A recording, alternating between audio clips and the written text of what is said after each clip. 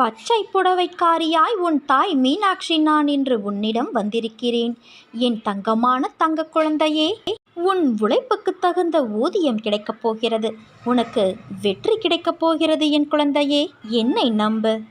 வாழ்க்கையில் நீ சிரித்தாலும் அழுதாலும் அது உன் வாழ்வில் நிர்ணயிக்கப்பட்ட கருமாதான். உனக்கு அதற்கான தைரியத்தை நான் கொடுப்பேன்.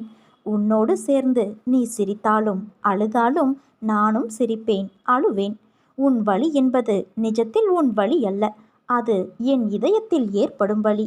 இப்படி என் பிள்ளையாக நீ இருக்கையில் கருமாக்களிடம் இருந்து தப்பிக்க வழி கேட்பது சரியா? உன்னை கோழையாகவா நான் வளர்க்கின்றேன்? இதை தாண்டித்தான் ஆக வேண்டும் என்பதை தெரிந்தும் உன் உயிரின் மேல் ஏன் இவ்வளவு மதிப்பு இல்லாமல் நான் போகப் போகிறேன் இவ்வுலகை விட்டு என்று கூறுகிறாய்? என்றைக்கும் துன்பத்திலிருந்து தப்பிக்க வழி தேடாதே. அப்படி தேடினால் ஒன்று அது நியாயத்தின் வழியாய் இருக்காது, இன்னொன்று அது உன்னை பயப்பட வைத்து துரத்தி வாழும் நாட்களையே நரகமாக்கிவிடும். அது கோழைத்தனம். வெந்நீரை காலில் ஊற்றிக்கொண்டாய்.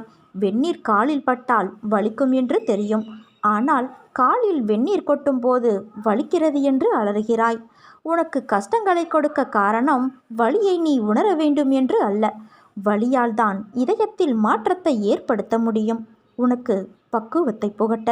அதனால் என்றும் கஷ்டங்கள் வந்தால் அது அப்படித்தான் இருக்கும் வாழ்க்கையில் என்பது உனக்கு தெரியும். அதை புகட்டவே இத்தனை நிகழ்வுகளையும் நான் நடத்தி கொண்டு இருக்கிறேன். உன்னை விட்டு நான் எப்படி நகர்ந்து நிற்க முடியும்? என் பரிபூரண அருளும் ஆசீர்வாதமும் அன்பும் பெற்ற என் செல்ல குழந்தை நீ. ஏன் உனக்கு யாரும் இல்லை என்று புலம்புகிறாய்? நான் உன்னோடு தான் இருக்கிறேன். இதை உணர்ந்தும் ஏன் இப்படி மறுபடியும் புலம்புகிறாய்? இவ்வுலகில் யாரும் உனக்கு இல்லை என்றாலும் என் துணை உனக்கு எப்பொழுதும் இருக்கும். முந்தைய ஜென்மத்தின் வாழ்க்கை உனக்கு ஞாபகம் இருக்காது, ஆனால் உன் கடவுளான எனக்கு தெரியும். நம் உறவு ஜென்ம ஜென்மமாக தொடர்கிறது. இந்த ஜென்மத்தில் உன் ஆன்மாவானது என் பாதத்தில் சரணடையும். அதனால்தான் இவ்வளவு கஷ்டம், கண்ணீர். மற்றொரு பிறவி இல்லாமல் இந்த பிறவியிலேயே உன் கர்ம வினைகளை முழுவதும் அனுபவித்தாக வேண்டும் என்பது உன் பிறப்பின் விதி. அந்த விதியின் விளையாட்டால்தான் இவ்வளவு இன்னல்கள். அந்த விதியிலிருந்து உன்னை காப்பாற்றவே ஜென்ம ஜென்மமாய் உனக்கு துணையாக இருக்கிறேன். இதை நன்றாக புரிந்து கொள். உனக்கு துணையாக இல்லாமல் வேறு யாருக்கு நான் துணையாக நிற்பேன்? இன்று நீ சந்தித்த அவமானங்கள் என்பது நீ அதை புரிந்து கொண்ட பக்குவத்தில்தான் உன் பாதை செம்மையாகுமா என்பதை நீ அறிய முடியும். இன்று நடந்த அவமானத்தை மட்டுமே நினைத்து வருந்தி கொண்டு இருந்தால் உன் வாழ்க்கையில் நிம்மதியற்ற நிலையில் மட்டுமே நீ சந்திப்பாய். மாறாக நான் உனக்கு அந்த அவமானத்தை அனுமதித்ததன் நோக்கம் அதை உன் மனதில் நிறுத்தி நீ சாதிக்க வேண்டும் என்பதற்காக. அவமானத்தை உனது லட்சியத்திற்கு வேகமாக பயன்படுத்தி உன் சுயமரியாதையை நீ யோசித்து உன் முழு உழைப்பை செய். மற்றதை நீ யோசிக்காதே. அதை உன் அன்னையான நான் பார்த்து கொள்கிறேன். நீ தேர்ந்தெடுக்கும் வழி என்பது வெற்றி, நேர்மை, நியாயம், அனுபவம், நிம்மதி, சந்தோஷம், மனநிறைவு நிறைந்ததாய் இருக்க வேண்டும். இவை அனைத்தும் இருந்தால்தான் அது நிறைவான வாழ்க்கை. உன்னை கைப்பிடித்து நடக்க அம்மாவாக அப்பாவாக உன் தாய் மீனாட்சி நான் இருக்கிறேன். என் பிள்ளையே, நீ ஏன் என்னிடம் பேசும்போதெல்லாம் உன்னையும் அறியாமல் அழுகின்றாய்? என்னை தரிசிக்கும் போதும் என்னை பிரார்த்திக்கும் போதும் உன் கண்களில் கண்ணீர் வருகிறது. நீ என் மேல் வைத்துள்ள அளவற்ற அன்பையும் நம்பிக்கையையும் நான் அறிவேன். நீ இதுவரை இழந்ததை மீட்கும் சக்தி இந்த மாதத்தில் உனக்கு கிடைக்கும். உன் பேச்சில் கவனம் தேவை. வீண் பயம் கொள்ளாமல் இரு. இவ்வளவு நாள் உன் பலம் உனக்கே தெரியாமல் இருந்தது, இனி தெரிய ஆரம்பிக்கும். விரைவில் நீ உன் பலத்தை வெளிப்படுத்துவாய். நீ யார் என்பதை இந்த உலகம் அறியும். நம்பிக்கையோடு இரு, நல்லதே நடக்கும். நீ நினைத்த செயல் அனைத்தும் விரைவில் என் ஆசியோடு நடக்கப் போகிறது. உன்னை சரியான நேரத்தில் நான் கை தூக்கி விடுவேன். நம்பிக்கையோடு நீ காத்து கொண்டு இரு, நல்லது நடக்கப் போகிறது. யாரை நீ நல்லவர்கள் என்று நினைத்தாயோ அவர்களே உனக்கு துரோகம் செய்கிறார்களே என்று வருந்துகிறாய். நீ செய்த மிகப்பெரிய தவறு எது தெரியுமா? நல்லவர்களை விட்டு தீயவர்களை நம்பியதுதான். வாழ்வில் நீ எதையெல்லாம் நிரந்தரம் என்று நினைத்தாயோ அவையெல்லாம் நிதர்சனமில்லாத பொய்கள் என்பதை நீ தெரிந்து கொள்.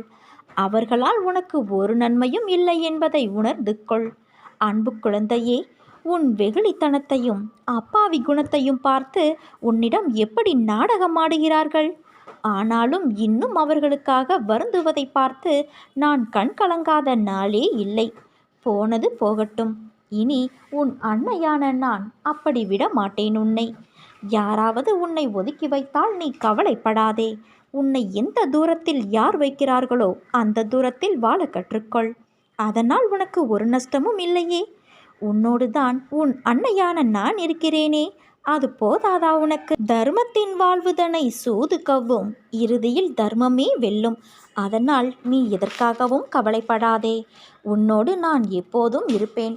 இன்ப நிலை நீங்கி துன்பச் சுமையை சுமக்கிறாயே, அனுபவிக்க இன்னும் என்ன இருக்கிறது என்ற அளவில் துன்பத்தின் எல்லை வரை சென்றுவிட்டு வெறுமையாய் நின்று என் முகத்தை உற்று பார்க்கும் உன்னை நான் கண்டு கொள்ளவில்லை என்று நினைக்காதே. உன்னை அன்போடுதான் நான் கவனித்து கொண்டு இருக்கிறேன். உனது இழப்புகளை திரும்பி பார்த்தால் என் மனம் கூட நடுங்கத்தான் செய்கிறது. ஒவ்வொரு முறையும் உன்னை தைரியப்படுத்தி கொண்டு வருகிறேன் என்பதை நினைவுபடுத்திக்கொள். இன்னும் நீ கடந்து போக வேண்டிய தூரம் கொஞ்சம் இருக்கிறது. அதுவரை எல்லையற்ற பொறுமையோடு தீவிர நம்பிக்கையோடு உனது சுமையின் கணம் தெரியாமல் இருப்பதற்காக எனது நாமத்தை உச்சரித்தபடி இரு. எனது சத்தத்தை உணர்வுள்ள நீ கவனித்து கேட்டு அதன்படி நடந்து கொள். அப்போது உனக்கு இளைப்பாறுதல் கிடைக்கும். எதற்காகவும் கவலைப்படாதே என் குழந்தையே. உன்னோடு எப்போதும் உன் அன்னையான நான் கூடவே இருக்கிறேன். எது வந்தாலும் நான் உனக்கு அருள் செய்ய காத்திருக்கின்றேன். அனைத்தையும் நான் பார்த்து கொள்கிறேன் என் குழந்தையே. எல்லா சுமைகளையும் என்னிடம் தந்துவிட்டு தைரியமாக போய்கொண்டே இரு. வருத்தத்தை விட்டு பொறுமையாக இரு. உனக்கான இலக்கை நோக்கி போய்கொண்டே இரு. உனக்கு துணையாக நான் என்றும் எங்கும் இருப்பேன். நீ நடக்கும் பாதையில் முட்கள் இருந்தால் நானே முன் சென்று முன்பாக களைந்து விடுவேன். எதையும் பொருட்படுத்தாமல் உனக்கான இலக்கை மட்டும் நீ குறிக்கோள்வை. நீ போகும் பாதையில் மிக மோசமான மிருகங்கள் வரலாம், மோசமான மனிதர்கள் வரலாம். ஆனால் நீ எதை கண்டும் அஞ்சாதே. தைரியமாக உன் கடமையை மட்டும் நீ செய்து கொண்டே இரு. நான் அனைத்தையும் தூக்கி வீசி பந்தாடுவேன். சாது மிரண்டால் காடு கொள்ளாது என்பதை நீ அவர்களுக்கு காட்டும் தருணம் வந்து விட்டது. உன் இலக்கை நோக்கி போய்கொண்டே இரு என் குழந்தையே. வெற்றி நிச்சயமாக கிடைக்கும். உனக்குள் இருக்கும் கவலைகளை தூக்கி வீசிவிட்டு உன் அன்னையான என் மீது நம்பிக்கை வை.